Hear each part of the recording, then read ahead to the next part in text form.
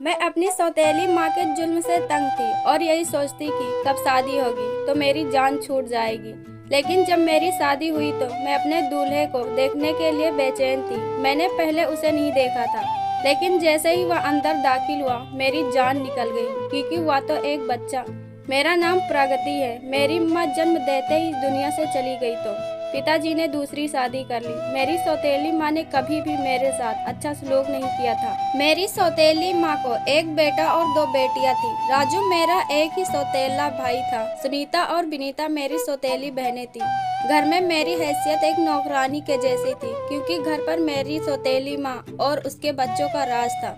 मेरे पापा थोड़ा सा मेरा ख्याल रख लेते थे और उनका सारा ध्यान दूसरे बच्चों पर रहता था। मुझे पढ़ने का बहुत शौक था। मेरे पापा ने मुझे पढ़ाई तो करवाई, लेकिन सिर्फ इंटर तक, वह भी अधूरी ही रह गई। मेरी सौतेली माँ ने मेरी पढ़ाई छुड़वाकर मुझे घर के कामों में लगा दिया। मैं एक कमजोर लड़की थी और मुझ पर हो रहे जुल्म के खिलाफ आवाज उठाने की हिम्मत मेरे अंदर नहीं थी। एक लड़की की माँ उसकी ताकत होती है, और यह ताकत मेरे पास नहीं थी। और सौतेली माँ ने मेरे साथ जितना बुरा सलूक करना था कर लिया। मजबूरी में मुझे पढ़ाई छुड़ाकर घर के काम करना पड़ रहे थे। मेरी दोनों बहनें अपनी पढ़ाई जारी रखी। हर अच्छी चीज इनके लिए आती, और जो चीज उन्हें पसंद न आती वह मुझे दे देती, चाहे वह कपड़े हो या जूते हो या फिर खाने की कोई चीज। हर इंसान के दिल में कहीं न कहीं किसी दूसरे इंसान का खौफ होता है, और मुझे मेरी सौतेली माँ का खौफ था, और यह अब बचपन से ही मेरे दिल में बैठ गया था। हमारे मुँह आस्था का एक बहुत बड़ा नजरिया जो भी है कि एक इंसान दूसरे इंसान से डरता है, इसी तरह मैं भी अपनी सौतेली माँ से डरती थी। कहीं जब भी इनके चूड़ियों की खनक मुझे सुनाई देती थी तो मेरे हाथ पांव काटना शुरू कर देते थे। मेरी सौतेली माँ ने कभी भी मुझ पर हाथ नहीं उठाया था, लेकिन मुझे इनकी आंखों से खौफ आता था। इन्हें मुझे मारने की जरूरत ही नहीं थी।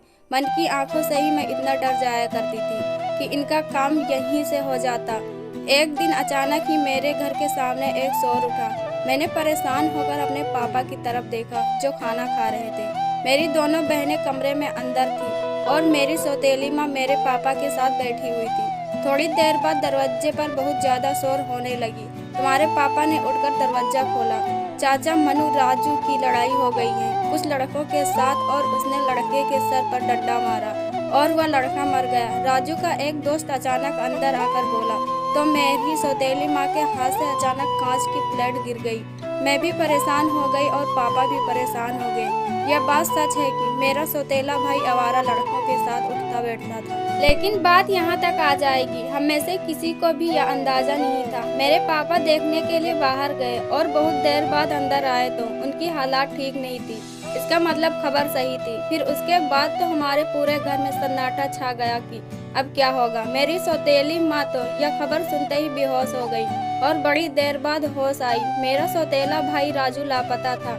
कत्ल के बाद शायद वह कहीं भाग गया था। पुलिस के खौफ से बचने के लिए पापा के पास एक ही तरीका था कि उन लोगों के घर जाएं जिनका लड़का मारा गया था, और उनसे माफी मांगे ताकि वह FIR न करवाएं। पापा ने सोचा जितना खून बहा है हम उन्हें उतना दे देंगे। जिन लोगों का लड़का कत्ल हुआ था वह बहुत गरीब है, और वह लोग गांव में रहते थे और हम लोग शहर की एक कॉलोनी में रहते थे। क्योंकि मेरे पापा की लखनऊ में नौकरी थी। अमीर तो हम भी नहीं थे, लेकिन शहर में रहने की वजह से हमारा रहन सहन थोड़ा बदला हुआ था। मेरे पापा उन लोगों के घर गए जहाँ पर मातम पसरा हुआ था। पापा ने उनसे कहा कि उन्हें जितना खून चाहिए वह देने के लिए तैयार है, लेकिन उनके बेटे राजू को माफ कर दें, क्योंकि उनके बेटे राजू का कत्ल करने का इरादा बिल्कुल नहीं था। लड़कों की हाथापाई की वजह से डंडा उसके सर पर लग गया और खून न निकलने की वजह से खून उसके दिमाग में जम गया और वह चला गया। पापा ने खून का बदला देने की बात की तो उन लोगों ने बदले में 50 लाख रुपए मांग लिए। पापा के पास इतना पैसा तो था नहीं, वह 8 से 10 लाख रुपए का बंदोबस्त कर सकते थे, वह भी कर्जा लेकर। पापा बहुत परेशान हो गए थे और कहा कि मेरे पास इतना रुपया नहीं है। तो वह पंचायत में बैठे हुए लोगों ने सलाह दी कि अपनी बेटी को खून बह के बदले में दे दे। यह सुनकर पापा को गुस्सा आ गया और उन्होंने कहा कि वह ऐसा हरगिज नहीं करेंगे। पापा गुस्से से घर आ गए और सारा मामला मेरी सौतेली माँ से सुना दिया। हाँ तो प्रगति को दे दो, मेरा एक ही तो बेटा है, उसकी जान बचाने के लिए आप इतनी छोटी सी कुर्बानी नहीं दे सकते। मेरी सौतेली माँ की बातें सुनकर मुझसे मेरे जिस्म से रूह निकल गई। अगर मेरी सौतेली माँ को अपने बेटे की जिंदगी के बारे में इतनी ही पड़ी थी तो वह अपनी दोनों सगी बेटियों में से किसी एक को देने की बात क्यों नहीं कर रही थी? मुझे ही देने की बात क्यों कर रही थी? मैं ऐसा कैसे कर सकती हूँ? पापा ने कमजोर लहजे में कहा तो क्या 50 लाख दे सकते हैं या राजू की कुर्बानी दे सकते हैं? और एक न एक दिन तो प्रगति को इस घर से रुखसत होना ही है। इसके नसीब में इसी तरह से रुखसत होना लिखा है। आप इसे दे दें, मुझे कुछ नहीं पता, मुझे अपना बेटा चाहिए, मेरी माँ ने कहा। मेरे पापा ने तो इस वक्त साफ इनकार कर दिया। वह परेशानी से सारी रात सो नहीं सके थे। मुझे भी नींद नहीं आई। घर का माहौल ही ऐसा था और मेरी कुर्बानी देने की बात की जा रही थी। ऐसे में मैं भला कैसे सो सकती थी? फिर अगली सुबह मेरी सौतेली माँ मेरे पास आई। देखो बेटी प्रगति, मैंने जिंदगी में तुमसे कभी कुछ नहीं मांगा। मैं जानती हूँ मैंने तुम्हारे साथ कुछ अच्छा सलूक नहीं किया, लेकिन आज मैं तुम्हारे आगे हाथ जोड़ती हूँ कि तुम अपने बाप से कहो कि खून बहा में तुम जाने के लिए तैयार हो। मेरा एक ही बेटा है, अगर उसे कुछ हो गया तो मैं मर जाऊंगी। राजू अभी सिर्फ 18 साल का है और अगर उसे फांसी हो गई तो मैं क्या करूँगी? आज जिंदगी में पहली बार मेरी सौतेली माँ ने मुझसे बात की थी, वह भी अपने मतलब के लिए। अगर वह शुरू से ही मेरे साथ इस तरह का अच्छा रवैया रखती तो मैं जरूर पिघल जाती और मैं कुर्बानी होने के लिए तैयार हो जाती। अगर आपको अपने बेटे की ही इतनी फिक्र है तो अपनी किसी बेटी की कुर्बानी क्यों नहीं दे देती?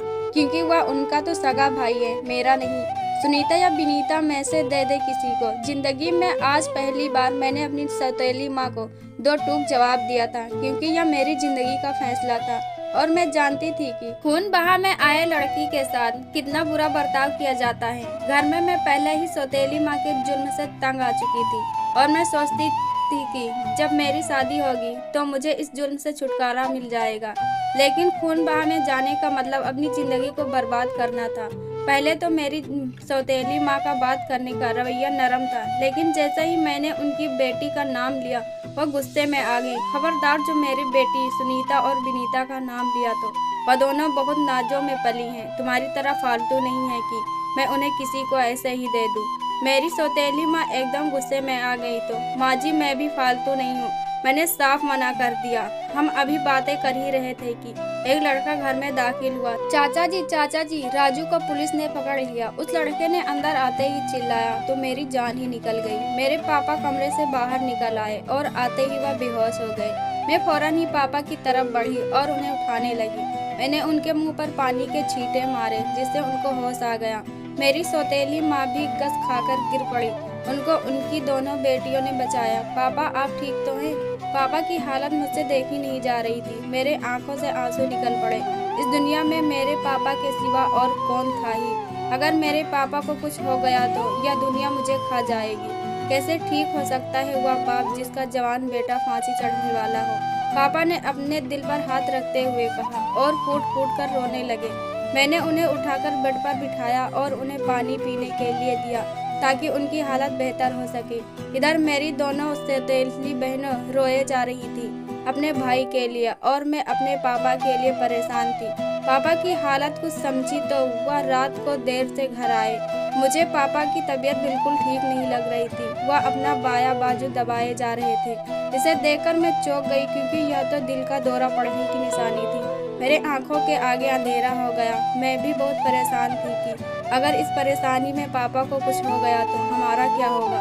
राजू को फांसी हो जाएगी। प्रगति या केस बहुत खराब है। मेरा राजू फांसी पे चढ़ जाएगा। मेरा जवान बेटा अब इस दुनिया से चला जाएगा। कैसे मैं बदनसीब बाप हूँ। कैसे मैं अपने बेटे को इस दुनिया से जाता हुआ देख पाऊंगा? अपने पापा को मैं कैसे इस परेशानी से देख सकती थी? सर्दी के मौसम में भी उन्हें पसीना आ रहा था और वह अपने बाजू को मुसलसल दबाए जा रहे थे। इन्हें सांस लेने में मुश्किल पेश आ रही थी। अचानक मेरे जहन में एक बात याद आई और फौरन मैंने पापा से कह डाली ताकि उनकी जान संभल जाए। पापा मैं खून बहा में जाने के लिए तैयार हूँ। मैंने अचानक से कहा तो मेरी सौतेली माँ ने मेरी तरफ हैरत से देखा। नहीं बेटा, मैं तुम्हें कुर्बान नहीं कर सकता। क्या तुम इंसान नहीं हो? पापा ने कमजोर लहजे में कहा। मुझे ऐसे महसूस हुआ कि वह शायद दिल से यही चाहते थे कि मैं भी कुर्बानी दे दूं और उनका बेटा बच जाए, क्योंकि इसके सिवा उनके पास और कोई चारा ही नहीं था।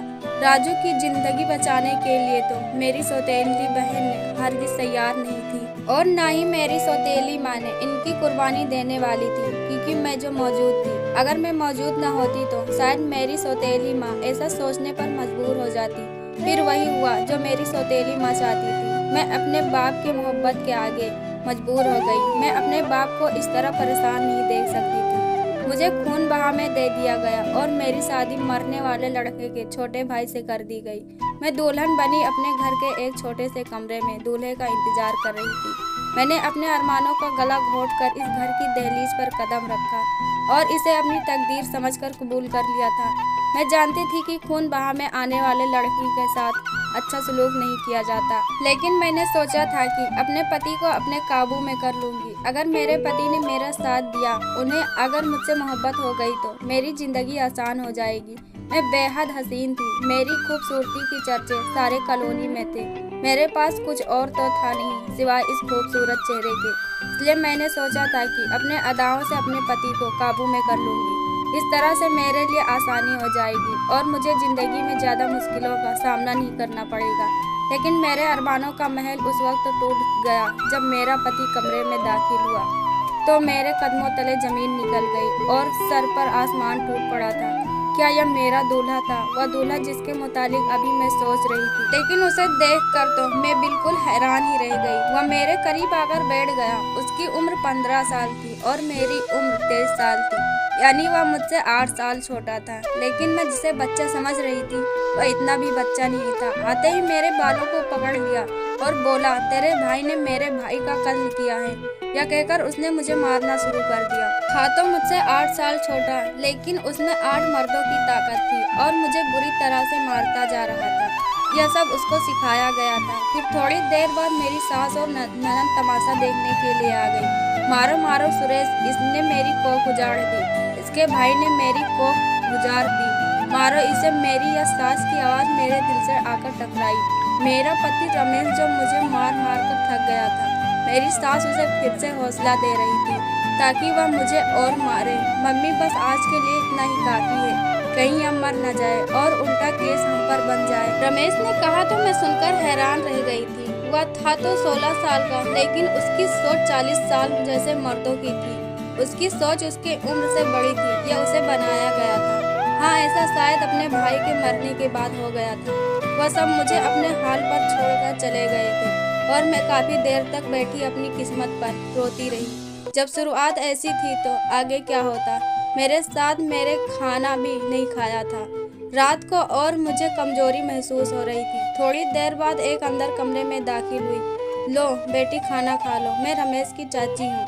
उस औरत ने मेरे सर पर हाथ रखते हुए कहा तो मैं खाना खाना शुरू कर दिया। बेटी, ऊपर बेड पर बैठकर खाओ या जमीन पर बैठकर मत खाओ। उस औरत ने मुझे पकड़कर उठाया। मैं इतना मार खा चुकी थी कि अब मुझ में खड़े होने की भी ताकत नहीं थी। ऐसा लग रहा था जैसे मुझे किसी शख्स ने कुचल दिया है और मेरी हर हड्डी टूट चुकी है। उस औरत का नाम गुंजा था। गुंजा ने मुझे उठाया और बेड पर बिठाया। गुंजा बाहर चली गई और थोड़ी देर बाद आई तो उसके हाथ में एक गिलास पानी और दवा थी। उसने मुझे दवा खाने के लिए दिया और मैं दवा खाकर सो गई। फिर आधी रात को किसी ने मार कर उठाया। मैंने देखा तो वो मेरा पति रमेश था और उसने मुझसे गुस्से में पानी मांगा और रात वाले जख्म ठीक नहीं हुए थे। मेरी सास ने मुझे काम पर लगा दिया। मैं सारा दिन काम करती रही, लेकिन खुदा किसी को तनहा नहीं छोड़ता। यहाँ पर मेरी मदद करने वाली गुंजा चाची थी। वह मेरा ख्याल रखती थी और बहुत से कामों में मेरे सास से छुपकर मेरी मदद भी कर देती थी। मुझ पर जो दिन गुजर रहे थे मैंने अपनी किस्मत समझकर कबूल कर लिया था। इस दौरान मेरे पापा मुझसे मिलने आए तो रमेश ने उन्हें धक्के मारकर घर से निकाल दिया। यह मंजर देखकर मेरा दिल खून के आंसू रोता रहा, लेकिन मैं बिल्कुल बेबस थी। 1 माह बाद मेरी तबीयत खराब होने लगी। मैंने डरते डरते रमेश से कहा कि मुझे डॉक्टर के पास ले चले। वह गुस्सा होने लगा और कहा कि मैं तुम्हें तड़पा तड़पा कर मारना चाहता हूँ और तुम मुझसे डॉक्टर के पास जाने की बात करती हो। और मैं चुप हो गई। कुछ दिन बाद मेरी तबीयत बहुत नासाज हो गई। गुंजा चाची मुझे एक डॉक्टर के पास ले गई तो मुझे पता चला कि मैं उम्मीद से हूँ। यह बात सुनकर तो मेरी सास आग बबूला हो गई और मेरे पति को बुलाया। देखो रमेश, ये लड़की बदचलन है, जरूर इसके पेट में किसी का नाजायज बच्चा है। मेरी सास ने यह बात कही तो रमेश खामोश हो गए और बेड पर बैठकर किसी गहरी सोच में चला गया। बोलो रमेश, तुम चुप क्यों हो गए? जान से मारो इस लड़की को, बदकिरदारी का इल्जाम लगाकर मेरी सास फिर बोली। लेकिन और रमेश ने कोई जवाब न दिया। रमेश, मैं तुझसे बात कर रही हूँ, मेरी सास ने फिर कहा। तुम खामोश क्यों हो रमेश? कहीं यह बच्चा तुम्हारा तो नहीं? मेरी सास ने पूछा तो रमेश ने अपना सिर हिला दिया। मेरी सास तो सदमे में आ गई और वह गिरने के अंदाज में बेड पर बैठ गई। यह क्या कर दिया रमेश? तुमने अपने भाई के खून को भुला दिया। इस लड़की की खूबसूरती के चक्कर में तुम सब कुछ भूल गए। मेरी सास बोली। मम्मी, ज्यादा तमाशा मत करो। कैसे बस कर सकता हूँ अपने भाई के कातिल के बहन को? तूने पत्नी का दर्जा दे दिया। अब यह लड़की हमारे घर का नस्ल चलाएगी। इतना तो सोचा होता कि यह तुझसे 8 साल बड़ी है। मेरी सास गुस्से से पागल हो रही थी। उसका बस नहीं चल रहा था तो वह आगे बढ़कर मुझे मारना शुरू कर दिया और एकदम से रमेश आगे बढ़ गया और मेरे बीच में खड़ा हो गया। यह देखकर मैं हैरत में पड़ गई। आज पहली बार मुझे मारने वाला मेरा पति मुझे बचा रहा था। किस्मत के इस खेल पर मैं हैरान थी। फिर उसके बाद रमेश ने मेरा ख्याल रखना शुरू कर दिया। मेरे लिए बाजार से फल लेकर आता, मुझे काम करने नहीं देता। शायद बाप बनने के एहसास ने उसे बदल दिया था। फिर आहिस्ता आहिस्ता उसका रवैया मेरे प्रति बदलता चला गया। उसकी उम्र मुझसे कम थी लेकिन हाइट में मुझसे ज़्यादा था और मैं दुबली पतली सी लड़की अपने उम्र से कम दिखाई देती थी। मेरी सास से यह सब बर्दाश्त नहीं हो पा रहा था कि रमेश मेरा इतना ख्याल रख रहा था। इतने में हमारी सास एक भांजा दूसरे गांव से हमारे घर रहने के लिए आ गया।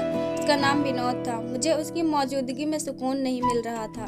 रमेश जैसा भी था, मेरा पति था। अब मुझे उससे कोई दिक्कत नहीं थी क्योंकि अब मेरा बहुत ख्याल रखता था।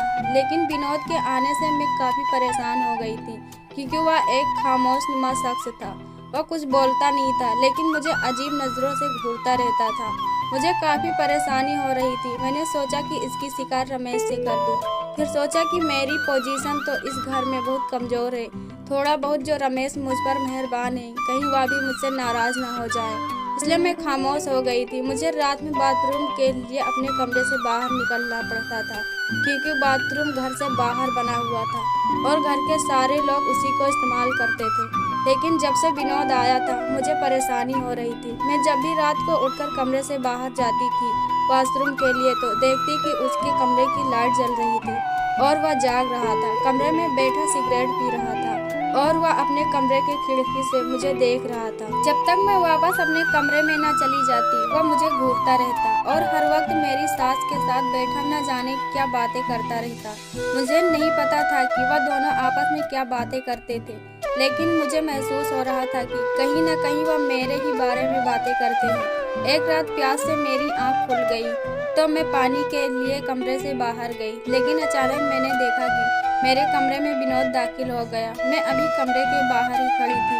उसने रमेश को जगाया और उससे कहा कि आधी रात को तुम्हारी पत्नी मेरे कमरे में आती है और मुझसे कहती है कि मेरा पति मुझसे उम्र में छोटा है, मुझे पसंद नहीं, तुम मुझे यहाँ से भगा कर ले जाओ। मैं हैरान थी कि भला विनोद मुझ पर ऐसा कैसा इल्ज़ाम लगा सकता है। यह शोर सुनकर मेरी सास भी बाहर आ गई। मेरी सास ने कहा कि उसने मुझे कई बार विनोद के कमरे से निकलते हुए देखा है। यह तमाम बातें सुनकर रमेश को गुस्सा आ गया और मुझे मारना शुरू कर दिया। मुझे मारते मारते उसने मुझसे घर से भी बाहर भगा दिया। मेरी सास ने कहा कि तुम इसे जान से मार दो। तब मुझे सारा मामला समझ में आया कि मेरी सास ने जानबूझकर अपने भांजे को बुलाया था और उसके साथ मिलकर मेरे कत्ल की साजिश की। फिर ये मेरी सास और विनोद का भी प्लान था जो आज हो रहा था। दोनों अपने प्लान में कामयाब हो गए थे लेकिन अभी आधा काम बाकी था। रमेश के हाथों मुझे जान से मरवा देने से शायद मेरी सास को सुकून मिल जाता था और उसे अपने बेटे का बदला भी लेना था। वह लोग सुलह नहीं करना चाहते थे पापा के साथ, लेकिन कुछ लोगों के दबाव के चलते उनको सुलह करनी पड़ी। पंचायत के सामने तो इन्होंने सुलह कर ली थी लेकिन इनके दिल के अंदर अभी भी कुफ्र था। रमेश मुझे घसीटता हुआ नदी के किनारे ले गया और मेरा गला दबाने लगा ताकि मुझे मारकर नदी में बहा दे। उसके साथ में विनोद भी था। रमेश, इसका गला न दबाओ, ऐसे ही इसे नदी में फेंक दो। वह देखो, गश्त करने वाले पुलिस वहाँ पर खड़ी है, कहीं मुझे देख न ले। चलो हम इसे फेंक कर चलते हैं। सुबह अगर पुलिस को इसकी लाश मिली तो सब यही समझेंगे कि इसने खुदकुशी कर ली है, वरना हम दोनों फंस जाएंगे। अगर इसका मर्डर किया तो। विनोद ने रमेश को समझाया और इन दोनों ने मुझे नदी में धक्का दे दिया। मैं नदी में डूबती चली गई और बेहोश होने लगी। फिर मुझे होश आया तो मैंने देखा कि विनोद मेरे सामने बैठा हुआ है और मैं एक अलग जगह पर हूँ। मैंने हैरत से विनोद को देखा तो उसने बोलना शुरू कर दिया। प्रगति, मेरी मौसी यानी रमेश की माँ ने मुझे फ़ोन करके बुलाया और मुझसे यह सब करने को कहा, और मैंने यह सब तुम्हें बचाने के लिए किया है, क्योंकि तुम अगर उस घर में रहती तो वह लोग तुम्हें एक न एक दिन मार देते। मैं जानता था अपने बेटे के प्रति इनके दिल में बहुत आग थी और यह लोग तुम्हें सुकून से जीने नहीं देते। रमेश तुम्हें जान से मारना चाहता था तो मैंने उसे रोक दिया, और जब उसने तुम्हें नदी में फेंका तो मैं पहले से ही अपने दोस्तों को खड़ा किए हुए था ताकि वह तुम्हें निकाल ले जाएं। मेरे दोस्तों ने तुम्हें जिंदा सही सलामत उसी वक्त निकाल लिया था। अब रमेश और उसके घर वालों को यही समझ रहे हैं कि तुम मर चुकी हो। प्रगति, तुम आज़ाद हो। मैं तुम्हारे बाप के पास तुम्हें छोड़ आता हूँ। विनोद की बात सुनकर मुझे यकीन नहीं आया कि उसने यह सब मेरे भलाई के लिए किया। वह मुझे पापा के पास छोड़ आया और सारी कहानी पापा को सुना दी।